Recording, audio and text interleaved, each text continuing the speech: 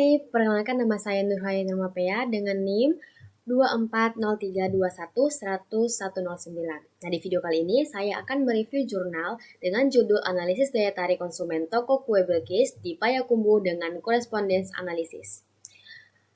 Untuk latar belakangnya sendiri, di Payakumbuh ini merupakan kota yang dijuluki tanpa tidur, di mana UMKM yang terus berjalan mulai dari pagi sampai malam begitu terus saling berganti. Nah, hal ini membuat semakin melonjaknya pertumbuhan UMKM di kota Payakumbuh ini. Nah, setiap konsumen memiliki alasan berbeda tanpa dalam memilih dan melakukan pembelian. Baik itu dalam yang mengecewakan. Nah, itu sering menjadi faktor utama dalam membentuk kepercayaan. Nah, untuk karena itu, di kota Payakumbuh ini, terutama di toko kue dan roti Bilkis ini menjadi salah satu UMKM populer, di mana mereka selalu memprioritaskan kualitas sumber daya manusianya agar mampu menarik pelanggan baru, sekaligus menjadi loyalitas yang sudah ada. Kemudian untuk alasan menggunakan metode analisis korespondensi ini, di mana metode analisis ini dipilih karena mampu mengolah data dari kuesioner dan menggambarkan hubungan antara dua daya tarik konsumen dengan keputusan pembeli melalui peta visual yang sudah atau mudah dipahami. Nah, dengan metode ini, informasi yang kompleks dapat disederhanakan sehingga pemilik UMKM Bilkis ini mampu atau dapat mengetahui faktor yang paling berpengaruh terhadap pembelian serta menjadikan dasar dalam merumuskan strategi pemasaran yang lebih tepat. Untuk metode penelitiannya tadi, dalam penelitian ini menggunakan metode analisis korespondensi untuk mengatasi permasalahan pada UMKM Bilkis, di mana metode korespondensi ini akan mampu memungkinkan integrasi data untuk memilih daya tarik konsumen yang berpengaruh dalam pembelian data yang didapatkan menggunakan penyebaran kuesioner, akan dianalisis menggunakan teknik statistik dan pemodelan sosial untuk mengidentifikasi hubungan daya tarik konsumen terhadap pembelian. Jadi saya kan mau mereview jurnalnya. Jadi setelah saya sudah mengkontingensi, inilah tabelnya. Di mana jurnal tersebut memiliki 10 atribut. Di mana ada tiga toko kue yang akan diperbandingkan. Kemudian untuk skalanya seperti ini, cara membuatnya itu di mana kita lihat berapa atribut kita, kemudian 1/10, kemudian untuk barisnya, ini untuk baris, kita masukkan untuk baris, kemudian untuk skala dan kolomnya, kita masukkan berapa banyak toko kita. Kemudian untuk interpretasi hasil, nah, di mana saya sudah masukkan ini ke dalam SPSS dan sudah diuji. Nah, untuk interpretasi hasilnya, kita lihat di row profilas. Tabel ini menunjukkan berapa besar proporsi masing-masing atribut atau variabel melekat pada tiap toko kue Bilkis, roti unyil, dan M dan R Bakery. Nilai yang lebih tinggi berarti atribut tersebut lebih dominan di toko yang terkait. Contohnya seperti ini nih. Katanya kan nilai yang lebih tinggi. Karena ini adalah baris, berarti kita melihat dari sini ke sini. Contohnya, di lokasi, Bilkis dan roti unyil dan toko bakery ini, kira-kira mana yang lebih besar nilainya? Yaitu adalah Bilkis, di mana 0,463 ini adalah nilai yang lebih tinggi dibandingkan toko-toko yang lain. Berarti di toko Bilkis ini, lokasi adalah atribut yang paling dominan di toko tersebut. Seperti itu untuk selanjutnya. Kemudian kita lihat contohnya di iklan promosi nih. Iklan promosi ini lebih dominan di toko mana? Kita lihat lebih besar di toko Bilkis.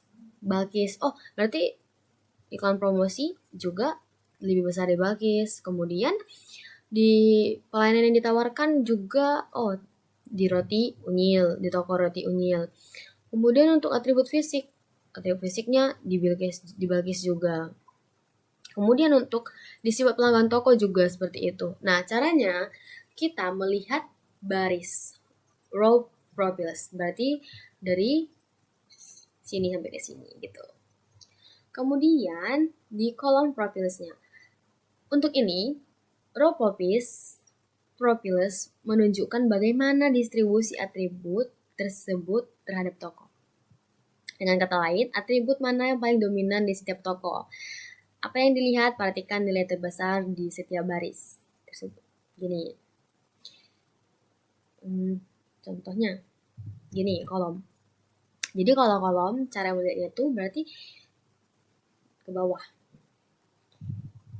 Nah, kita lihat di toko Bilqis ini, nilai mana, atribut mana yang lebih menonjol. Seperti itu, kita lihat. Yang lebih besar yaitu adalah suasana toko. Kemudian di roti unyil ada pelayanan yang ditawarkan. Kemudian di MNR Bakery, toko bakery ada personal penjualan. Nah, seperti itu. Jadi untuk kolom cara melihatnya ke bawah seperti itu. Kalau yang baris kita cara melihatnya itu ke samping. Kemudian untuk data summary-nya. Kita pertama melihat di sini profession of inertia, di mana kita melihat dimensi 1 menjelaskan 78,6% dari total informasi. Di mana di ini accountant for di dimensi 1 accountant for-nya sebesar 0,768. Jadi kita lihat aja di dimensi ini mana yang lebih besar, yaitu dimensi 1. Artinya, dimensi pertama sudah menjelaskan sebagian besar hubungan antara data, sedangkan dimensi 2 hanya menambahkan sedikit informasi gitu. Di sini kita di summary ini melihatnya itu data mana yang akan kita gunakan gitu. Jadi kita lihat data yang lebih besar itu yang akan kita gunakan seperti itu. Untuk signifikannya sendiri, kita lihat signifikannya itu 0,521. Lebih besar dari 0,5. Artinya, karena signya itu tidak signifikan, artinya tidak ada hubungan yang sangat kuat secara statistik. Kemudian untuk singular value dan inersianya. Caranya seperti ini, teman-teman. Sama juga, kita harus melihat data atau angka yang lebih besar atau lebih tinggi. Kita lihat. Nah, dimensi 1 itu menjelaskan 0,45. Lebih besar dari dimensi 2. Artinya, dimensi 1 lebih kuat dibandingkan dimensi 2. Di mana itu dapat menjelaskan hubungan atribut dan tokonya. Kemudian untuk overview raw points. Ini saya tunjukkan ini. Nah, kita baca. Dari hasil output tabel di ini, di atas atau di samping, kita dapat menentukan inersia dari kolom dan baris di mana kita dapat memilih dengan cara melihat nilai tertinggi dari tiap bagian, baik baris maupun kolom. Pada baris, kita dapat melihat atau memilih pada dimensi 1, yaitu suasana toko. Ini nih, dimensi 1, suasana toko. Katanya, kita harus melihat nilai tertinggi. Nilai tertinggi dari dimensi 1 ini adalah 0,360 yang berada di suasana toko. Yang artinya sebesar 0,360 dengan untuk dimensi 2 yaitu harga sebesar di harga nih dimensi 2 lebih besar di harga. Dengan untuk tabel kolom kita dapat melihat. Nah, itu untuk baris ya teman-teman, untuk barisnya. Kemudian untuk kolomnya kita dapat memilih kita ini seperti ini. Jadi atribut mana yang lebih dominan di situ gitu. Kemudian di sini di overview kolom points ini berarti kita melihat tokoh mana. Untuk tabel kolom kita ada memilih dimensi 1. Yaitu di dimensi 1 ini tokoh mana nih yang lebih besar, lebih berpengaruh gitu loh. Yaitu Balkis, yaitu 0,527. Sedangkan untuk dimensi 2 itu yang lebih besarnya itu ada di roti unyil sebesar 0,617 seperti itu. Nah, untuk grafiknya sendiri. Nah, ini adalah grafik dari hasil dari yang saya cari outputnya di SPSS, kemudian ini dari artikelnya. Cari toko, lihat atribut mana yang posisinya paling dekat. Itu adalah ciri khas toko tersebut menurut konsumen. Nah, seperti itu teman-teman. Kita lihat nih, di toko itu warna merah. Kita lihat dulu ya. Di Bilkis nih, kita besarin. Tadi kan kita juga udah lihat nih dari atasnya tadi bahwa kalau seandainya Balkis ini juga atribut-atribut yang lebih dominan untuk Balkis ini juga suasana toko tadi juga besar, sifat pelanggan toko jadi tadi juga besar, kemudian iklan promosi. Nah, jadi atribut yang dekat pada toko itu ciri khasnya toko tersebut menurut konsumen, seperti itu. Kemudian juga di roti unyil ada pelayanan yang ditawarkan, kepuasan setelah berinteraksi. Kemudian kalau di MR Bakri ini ada harga dan kualitas keberagaman, seperti itu. Di sini juga kita bisa lihat kok teman-teman, kalau seandainya di Balkis itu harganya itu jauh gitu. Harga. Jadi di sini nih. Harga juga jauh dari Balkis gitu. Kemudian untuk yang grafik artikel nih seperti ini. Sama teman-teman, cuman di sini tuh makanya di sini kekurangannya tidak terlalu menjelaskan. Nanti saya kasih tahu.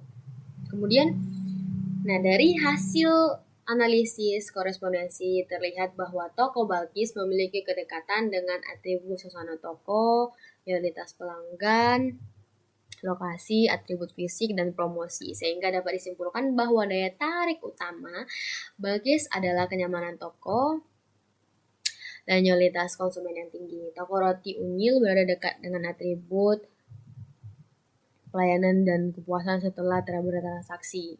Artinya, konsumen menilai toko ini unggul dalam aspek pelayanan dan memberikan pengalaman belanja yang memuaskan. Sementara itu, MNR Bakery diasosiasikan dengan atribut harga dan kualitas keberagaman produk yang menunjukkan bahwa kekuatan utamanya ada pada variasi produk dan harga yang kompetitif. Dengan demikian, masing-masing toko memiliki positioning yang berbeda di mata konsumen. Balkis pada suasana dan loyalitas, roti unyil pada kenyamanan dan kepuasan, serta MNR pada harga dan keragaman produk, seperti itu. Kelebihan dari artikel yang saya review ini ada di metode analisis yang tepat. Kenapa? Karena penggunaan korespondensi tadi yang kita sudah jelaskan membantu memetakan hubungan antara atribut mana yang cocok untuk konsumen gitu loh, dan mudah untuk dipahami. Kemudian data primernya langsung dari konsumen, dari pelanggan yang sudah berbelanja di toko mereka, seperti itu. Nah, penelitian ini menggunakan kuesioner online yang ditunjukkan kepada konsumen nyata, sehingga hasil cakup responsif ini terhadap pengalaman pelanggan gitu. Kemudian hasil penelitiannya Renji. Artikel ini memetakan daya tarik toko dalam kuadran lokasi, promosi, suasana toko, harga, kualitas pelayanan, sehingga memberikan gambar yang jelas keunggulan dan kelemahan masing-masing dari toko gitu. Kemudian untuk kekurangannya, jumlah respondennya itu terbatas, hanya 30 orang. Sampelnya tuh relatif sedikit ya teman, karena kalau seandainya lebih banyak akan lebih memastikan gitu. Kurangnya saran penelitian dan lanjutan. Iya, di artikelnya tidak ada. Artikel tidak banyak membahas bagaimana penelitian ini bisa dikembangkan, misalnya dengan menambahkan artikel lain, brand image, kualitas produk, atau memperluas sampel. Kemudian untuk instrumen penelitian tidak dijelaskan detail kuesioner disebut, tapi contohnya uh, instrumen penelitian tidak dijelaskan detail. Kuesionernya disebutkan, tapi contoh pertanyaan atau jumlah item per variabel itu maupun kuesioner itu tidak dijelaskan gitu. Pertanyaan-pertanyaan apa yang menyangkut dengan seperti itu. Kemudian untuk kesimpulannya tadi seperti itu. Penelitian ini menunjukkan bahwa daya tarik konsumen terhadap toko kue Payakumbuh ini berpengaruh oleh berbagai faktor, mulai dari harga, keberagaman produk, pelayanan, hingga suasana toko dan promosi. Nah, toko Balkis unggul pada aspek promosi, loyalitas pelanggan, dan suasana toko. Roti Unyil menonjol pada pelayanan dan kepuasan pelanggan, sedangkan M&R Bakery kuat di harga dan keberagaman produk. Secara umum, penelitian ini menegaskan bahwa UMKM perlu memahami atribut mana yang paling berpengaruh terhadap konsumen mereka. Dengan begitu, mereka dapat mengembangkan strategi yang sesuai dengan meningkatkan daya tarik dan menjaga loyalitas pelanggan. Nah, pelajaran yang bisa kita ambil kalau kita mau jadi pebisnis adalah bisnis itu tidak hanya soal produk, tapi juga pelayanan, promosi, dan pengalaman konsumen. Kemudian, temukan keunggulan unik bisnismu agar lebih kompetitor. Kemudian, gunakan data, bukan asumsi untuk memahami kebutuhan konsumen. Kemudian, bangun loyalitas pelanggan lewat pelayanan yang ramah dan konsisten. Kemudian, promosi kreatif bisa membuat bisnismu cepat lebih dikenal. Intinya, bagi mahasiswa ataupun kita yang mau berbisnis, belajarlah melihat bisnis dari sudut pandang konsumen, bukan gunakan data untuk mengambil keputusan, dan selalu cari cara untuk menciptakan pengalaman yang lebih baik daripada sekedar